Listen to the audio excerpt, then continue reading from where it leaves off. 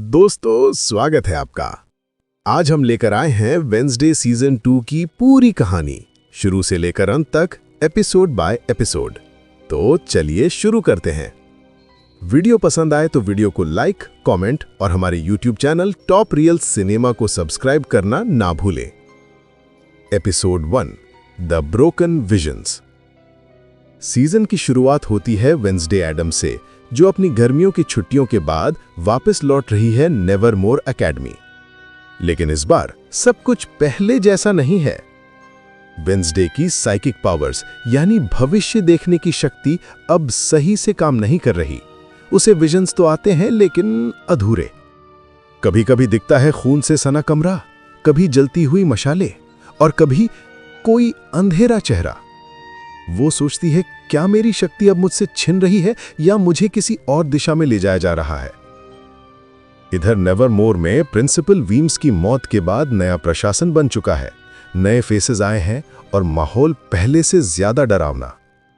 Wednesday अपनी दोस्त Enid से मिलती है, लेकिन उसे लगता है कि एनिड भी कुछ छुपा रही है।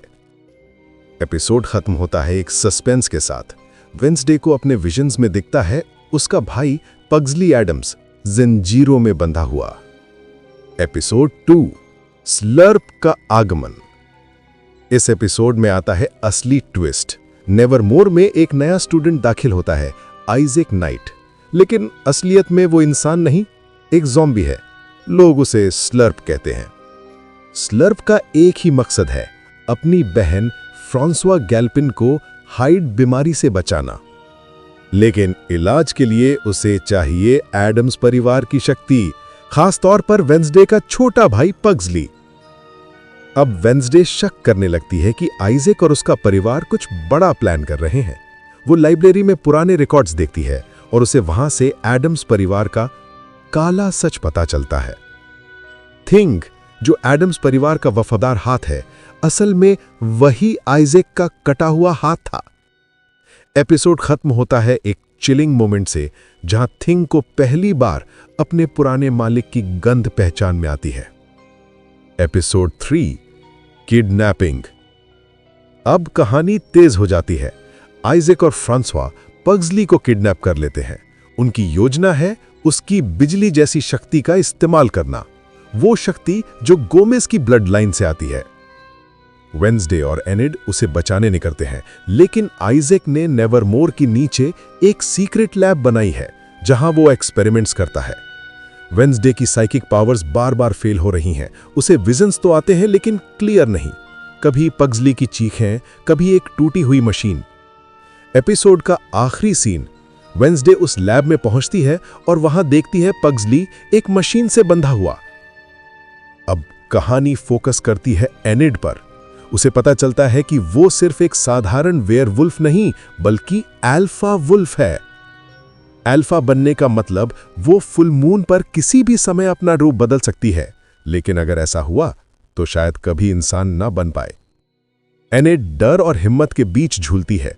वेंसडे उसे कहती है, अगर मुझे बचाना है तो तुझे अपने डर से लड़ना ही होगा। इधर आइजैक अपनी मशीन को एक्टिवेट करने की कोशिश करता है। उसका कहना है पग्सली की शक्ति फ्रांसवा की बीमारी का इलाज बनेगी।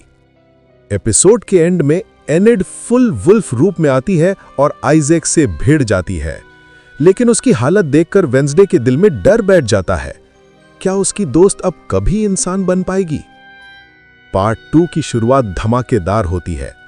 थिंग, जो हमेशा एडम्स परिवार का वफादार साथी रहा है, अब अपने पुराने मालिक आइजैक की ओर खिंचने लगता है। वेंसडे के दिल पर यह गहरी चोट है। वो सोचती है, क्या मैं किसी पर भरोसा कर भी सकती हूं? आइजैक और फ्रांसवा अब पूरी ताकत से मशीन चलाने लगते हैं। पग्सली की हालत खराब हो रही है। वेंसडे लाइब्रेरी के पुराने जर्नल से पता लगाती है कि उसकी आंट ओफिलिया की मौत असल में मिस्ट्री है। शायद वो जिंदा है और शायद आइजैक के प्लान से जुड़ी हुई है। एपिसोड के अंत में थिंग खुद वेंसडे को रोक देता है, जिससे आइजैक को मशीन एक्टिवेट करने का मौका मिल जाता है। अब आता है सीजन का सबसे बड़ा टकराव। एनिड फुल वुल्फ बनकर आइजैक से भिड़ती है। वेंसडे अपनी साइकिक पावर्स को आखिरी बार बुलाने की कोशिश करती है और तभी उसे एक साफ विजन आता है। जहां ओफिलिया उसे कहती है, वेंसडे, सच्चाई यही है कि तुझे मरना होगा। थिंग, जो आइजैक की तरफ चला गया था, अब पलटकर वेंसडे को बचाता है। वो अपने ही पुराने मालिक के खिलाफ जाता है। एनेड और थिंग की मदद से वेंसडे मशीन तोड़ देती है। फ्रांसवा बच नहीं पाती। आइजैक अपनी ही मशीन के धमाके में मारा जाता है। Episode 8, the walls whisper. Season का आखिरी एपिसोड। नेवरमोर में सब कुछ शांत लगता है, लेकिन ये बस शुरुआत है। वेंसडे अपने कमरे में ओफिलिया का पुराना नोटबुक पढ़ रही होती है और तभी थिंग उसे एक गुप्त रास्ता दिखाता है। वो रास्ता उसे ग्रैंडमा हेस्टर के पुराने घर तक ले जाता है।